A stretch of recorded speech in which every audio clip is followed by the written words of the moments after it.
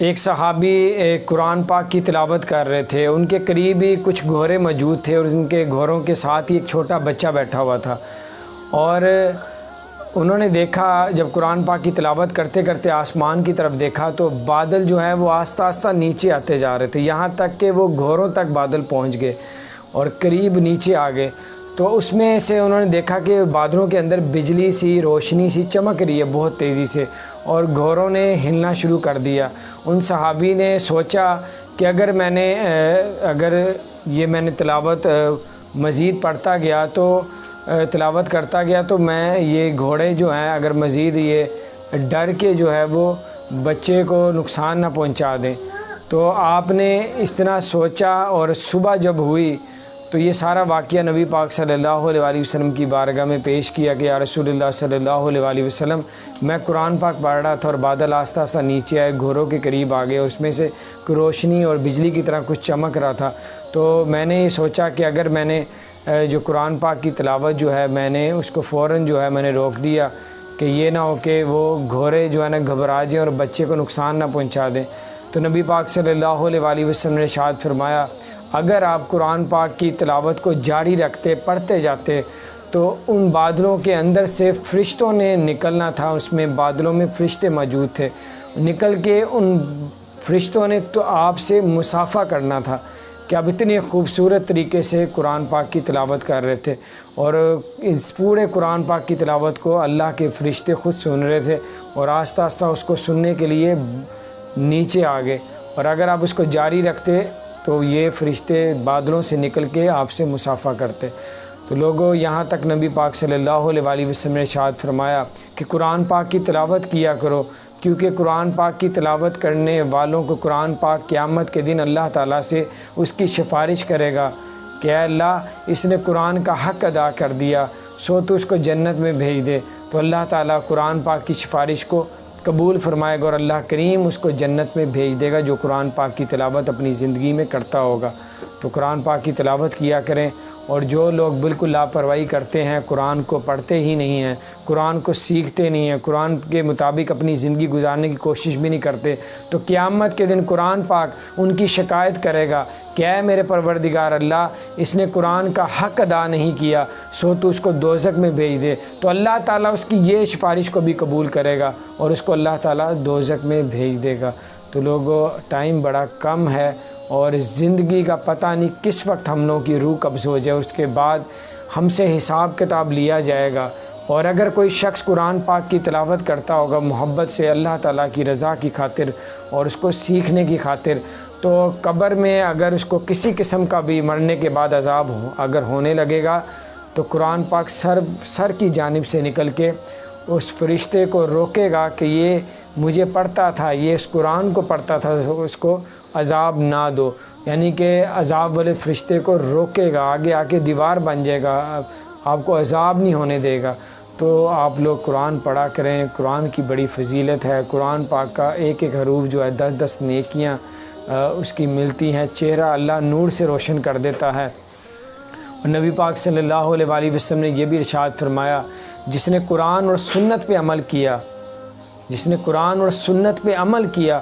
وہ کبھی گمراہ نہیں ہو سکتا، اس کو کوئی ہلاک نہیں کر سکتا۔ تو لوگوں، آپ لوگ قرآن پاک کو پڑھا کریں۔ آپ لوگ اکثر لوگوں نے الماریوں میں اور نکالتے بھی نہیں ہیں، ٹائم بھی نہیں ملتا، 2 گھنٹے آدھا گھنٹہ ٹی وی میں گزارتے ہیں، اپنی پسند کے ڈرامے دیکھتے ہیں کہ میری پسند کا ڈرامہ یہ وہ، قرآن پاک پڑھنا پسند نہیں کرتے۔ دیکھیں، قیامت کے دن اگر آپ لوگ دوسرے ٹائموں میں وقت دے رہے ہیں اور قرآن کو نہیں پڑھ رہے، قرآن کو ٹائم نہیں دے رہے، تو قرآن پاک شکایت بھی کرے گا، سفارش بھی کرے گا، شفاعت بھی کرے گا، اور اس کی شکایت بھی کرے گا جو نہیں پڑھے گا۔ تو قیامت کے دن اللہ تعالیٰ سے کہے گا، اے اللہ، اس نے قرآن کا حق ادا نہیں کیا، تو اس کو دوزخ میں ڈال دے۔ اور آپ اس طرح نہ کریں، بعد میں ضرور آپ لوگوں نے ہمیشہ رہنے والی زندگی میں دوزخ میں جلتے رہنا ہے۔ تھوڑی سی زندگی میں اللہ نے آزمانے کے لیے بھیجا۔ اللہ قرآن میں ارشاد فرماتا ہے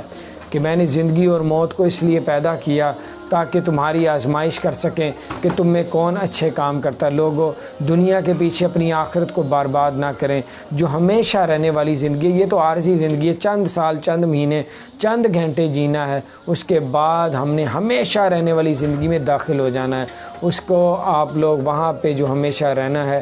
اس کے آخرت کو برباد نہ کریں۔ یہاں پہ اللہ کے ذکر سے اپنی زبانوں کو تر رکھیں، نمازیں پڑھیں، قرآن اور سنت پہ عمل کریں۔ دیکھیں، نہ آپ کو کوئی گمراہ کر سکے گا اور نہ ہی آپ کو کوئی نقصان پہنچا سکے گا۔ قرآن پاک پڑھنے والا اللہ تعالیٰ کی حفاظت میں رہتا ہے۔ حضرت علی رضی اللہ تعالیٰ عنہ فرماتے ہیں کہ جب میرا دل کرتا ہے کہ میں اللہ تعالیٰ سے باتیں کروں تو میں نماز پڑھتا ہوں، اور جب میرا دل کرتا ہے اللہ تعالیٰ مجھ سے باتیں کریں تو میں قرآن پاک پڑھتا ہوں۔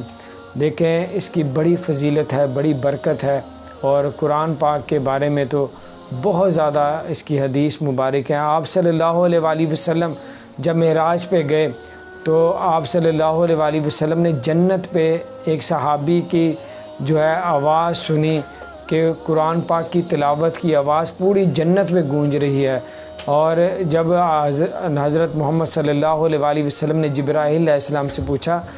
یہ تو میرے صحابی ہیں جو مدینے میں موجود ہیں اور ان کی آواز اتنی زیادہ جو ہے وہ جنت میں گونج رہی ہے، یہ تو ابھی زندہ ہیں۔ تو جبرائیل علیہ السلام نے عرض کی، یا رسول اللہ صلی اللہ علیہ وسلم، یہ آپ کے صحابی ہیں اور انہوں نے اپنی ماں کی اتنی خدمت کی ہے کہ اللہ تعالیٰ کو ان کی ادا اتنی پسند آئی ہے کہ دنیا میں یہ مدینے میں قرآن پڑھتے ہیں اور جنت میں ان کی قرآن کی آواز سب کو سنائی، یعنی کہ قرآن سنتے ہیں۔ سبحان اللہ۔ اگر آپ لوگوں نے کئی ایسے واقعات سنے ہوں گے کہ قبر میں سے قرآن پاک کی تلاوت کی آواز آ رہی ہے، تو قرآن پاک کی فضیلت ہی اتنی ہے، برکت ہی اتنی ہے کہ کئی لوگ جو ہے وہ حقیقتاً وہ قرآن سے محبت اتنی کرتے ہیں کہ اللہ تعالیٰ ان کو، اللہ جو چاہے وہ کر سکتا ہے، جس کو چاہے عزت دے سکتا ہے، جس کو چاہے جو مرضی اپنی نعمتوں سے نواز سکتا ہے۔ تو یہ آپ لوگ اگر قرآن پڑھتے رہیں گے تو یقیناً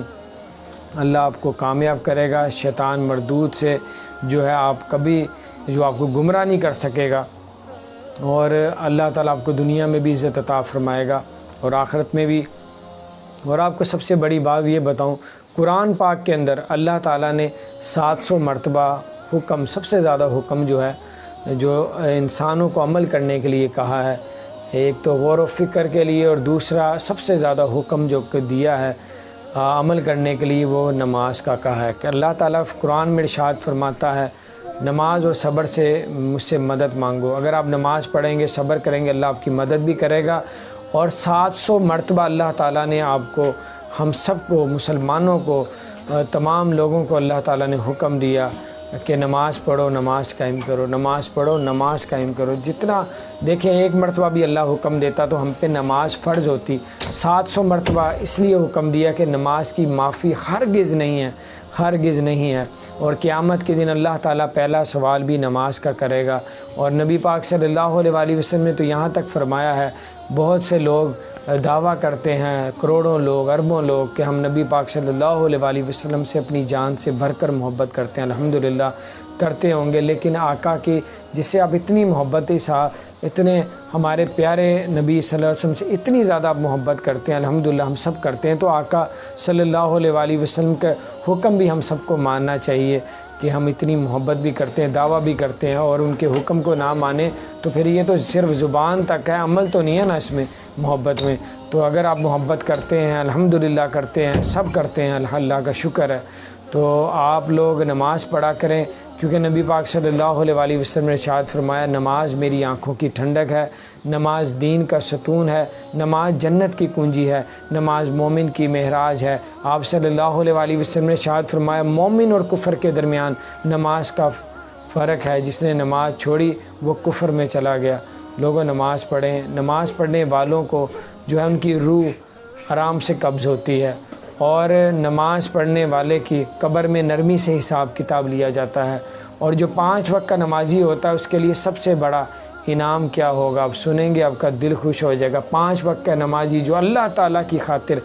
اور عبادت کی خاطر کہ اللہ ہی عبادت کے لائق ہے، اور وہ شوق کے ساتھ نماز ادا کرتا ہے، انتظار کرتا ہے، ایک نماز پڑھ کے اگلی نماز کا انتظار کرتا ہے، اس کے لیے انعام سنیں کتنا بڑا انعام ہے۔ جو شخص، جو مرد عورت نماز پڑھ کے اگلی نماز کا انتظار کرتی ہے، اس کو قیامت کے دن سب سے بڑا انعام اس کے لیے یہ ہوگا کہ قیامت کے دن اس کو اللہ تعالیٰ کا دیدار نصیب ہوگا۔ 5 وقت کی نماز پڑھیں تاکہ اللہ تعالیٰ آپ کو دنیا میں بھی عزت عطا فرمائے اور آخرت میں اللہ تعالیٰ آپ کو جنت عطا فرمائے۔ مومن کی معراج ہے نماز، تو آج عمل کا موقع ہے، کوئی حساب نہیں، کل قیامت کا دن ہوگا، حساب ہوگا، پر عمل کرنے کا موقع نہیں ہوگا۔